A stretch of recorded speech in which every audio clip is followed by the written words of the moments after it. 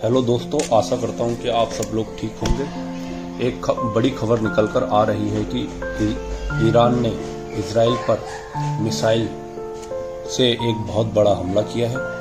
यह इस साल का दूसरा सबसे बड़ा हमला है। पहला हमला ईरान ने इजराइल पर अप्रैल के महीने में किया था, जिससे कयास लगाए जा रहे थे कि खाड़ी के क्षेत्र में युद्ध के स्थिति और ज़्यादा गंभीर हो सकती है।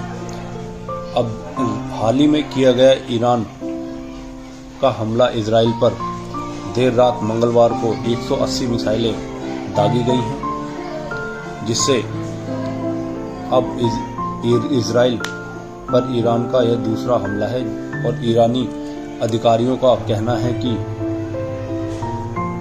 ईरान के इस हमले से अभी तक कितनी क्षति हुई है उस चीज का पता नहीं लगाया जा सका है। और इजराइल के विदेश मंत्रालय ने ट्वीट कर मंगलवार को देर रात हुए हमले की जानकारी दी, और इसमें एक व्यक्ति की मौत भी हुई है जो उस समय रोड पर चल रहा था। और कयास लगाए जा रहे हैं कि इजराइल में अभी तक 8 लोगों की मृत्यु हो चुकी है इस हमले से। अब देखा जा सकता है कि इजराइल का ईरान पर क्या हमला होगा, या फिर अब ये लेबनान और गाजा से हटकर क्या यह युद्ध ईरान तक पहुंचेगा, ईरान को भी अपनी चपेट में लेगा। इजरायली टीवी पर एक फुटेज में स्थानीय समय अनुसार 7:45 यानी कि भारत के समय के अनुसार 10:15 से कुछ देर पहले तेल अवीव और उनके नजदीकी इलाकों के ऊपर मिसाइल उड़ती नजर आईं। सैन्य अधिकारियों ने पुष्टि की है कि इस दौरान कुछ मिसाइलें तय निशाने पर नहीं लगी। सेना के प्रवक्ता ने कहा है कि 80% से ज्यादा मिसाइलों को हमने हवा में ही मारकर गिरा दिया था। और यह हमला इजराइल के मध्य और दक्षिण हिस्सों पर ज्यादा हुए हैं। इजराइल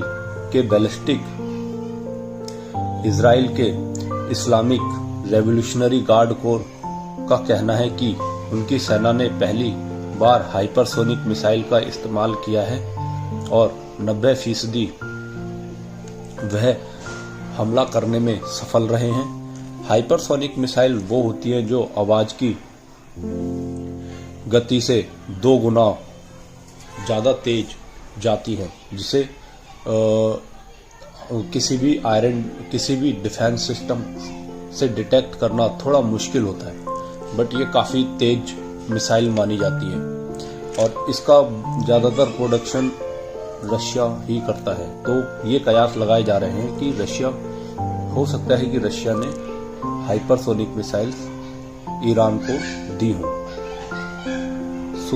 सूत्रों से खबर है कि ईरान के सरकारी मीडिया से कहा है हमले का निशाना 3 इजरायली सैन्य ठिकाने थे, लेकिन इजरायली सेना ने जोर देकर कहा है कि बड़ी संख्या में ईरान की तरफ से जो मिसाइलें दागी गई हैं उनको नष्ट कर दिया गया है।